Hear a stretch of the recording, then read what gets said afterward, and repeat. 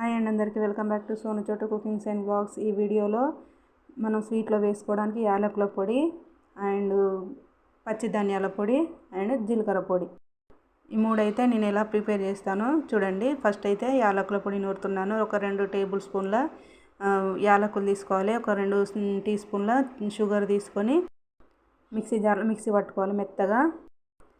యాలకుల పొట్టు ఉంటుంది కదా, పొట్టు మనం వేసుకోవచ్చు స్వీట్లో. కొందరైతే వేసుకొని వాళ్ళు జల్లెడ తిప్పుకోవచ్చు. ఆ పొట్టు మనం చాయ్ చేసుకున్నప్పుడు చాయ్లో వేసుకోవచ్చు. యాలకుల పొడి ప్రిపేర్ అయిపోయింది. ఇప్పుడు జీలకర్ర పొడి కోసం జీలకర్ర మంచిగా బ్రౌన్ కలర్ వచ్చే వరకు ఫ్రై చేస్తున్న సిమ్లో పెట్టి.